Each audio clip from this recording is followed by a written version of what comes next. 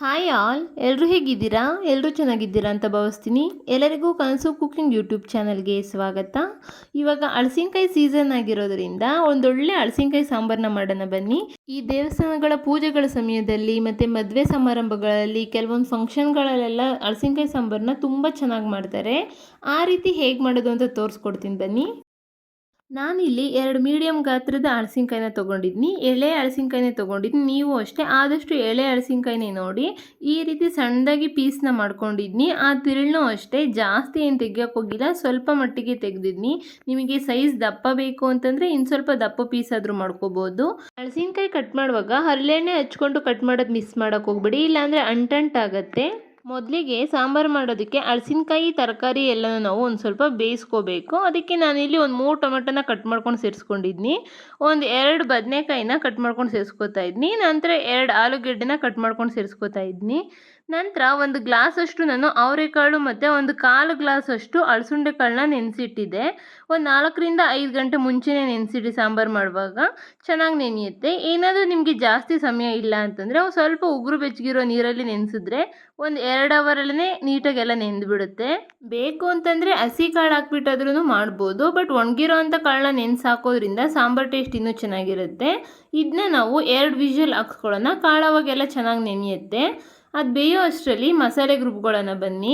ನಾನಿಲ್ಲಿ ಮಸಾಲೆಗೆ 2 ಟೊಮೆಟೊನ ಕಟ್ ಮಾಡ್ಕೊಂಡು ಸೇರಿಸ್ಕೊತಾ ಇದ್ನಿ. ಒಂದು ಸ್ವಲ್ಪ ಕೊತ್ತಂಬರಿ ಸೊಪ್ಪನ್ನ ಸೇರಿಸ್ಕೊತಾ ಇದ್ನಿ.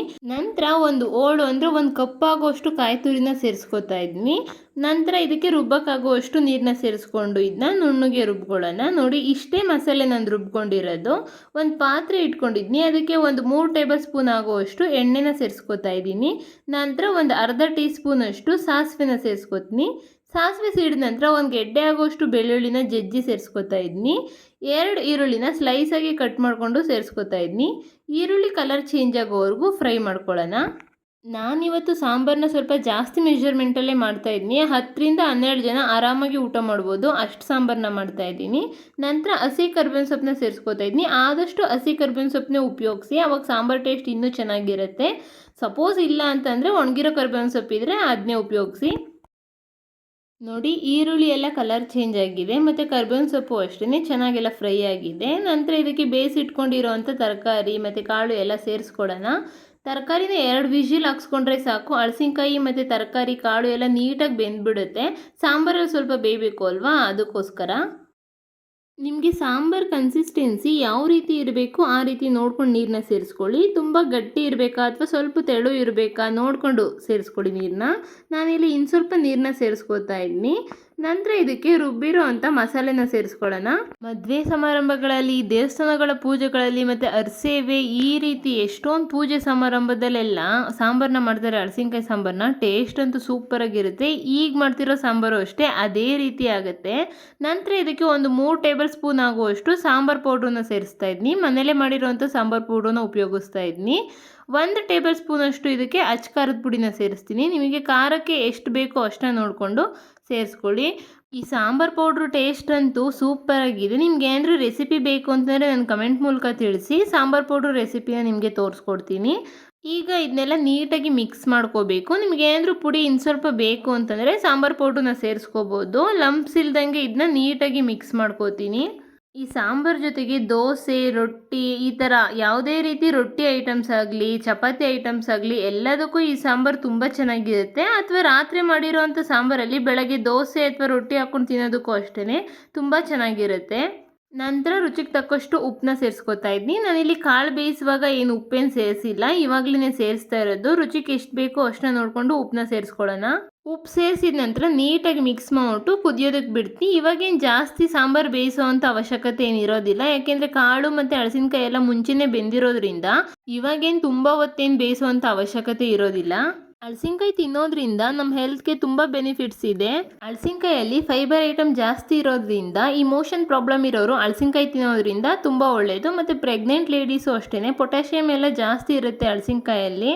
ಸೊ ಹಲಸಿನಕಾಯಿ ತಿನ್ನೋದ್ರಿಂದ ತುಂಬ ಒಳ್ಳೆಯದು. ಈ ಹಾರ್ಟ್ ಪ್ರಾಬ್ಲಮ್ ಇರೋರಿಗೆ ಈ ರೀತಿ ಎಷ್ಟೊಂದು ಬೆನಿಫಿಟ್ಸ್ ಇದೆ ಹಲಸಿನಕಾಯಿ ತಿನ್ನೋದ್ರಿಂದ. ಹಲಸಿನಕಾಯಿ ಸೀಸನ್ನಲ್ಲಿ ಈ ರೀತಿ ಸಾಂಬಾರು ಮಾಡೋದು ಮಿಸ್ ಮಾಡೋಕ್ಕೆ ಹೋಗಬೇಡಿ. ನೋಡಿ, ನಾನು ತೋರಿಸ್ತಿದ್ದೀನಲ್ವಾ, ಅದಕ್ಕೆ ಸಾಂಬಾರು ಇದ್ದರೆ ಸಾಂಬಾರು ತುಂಬ ಚೆನ್ನಾಗಾಗುತ್ತೆ. ಇದನ್ನ ಹೈ ಫ್ಲೇಮಲ್ಲಿ ಒಂದು 5 ನಿಮಿಷ ಕುದಿಯೋದಕ್ಕೆ ಬಿಡೋಣ.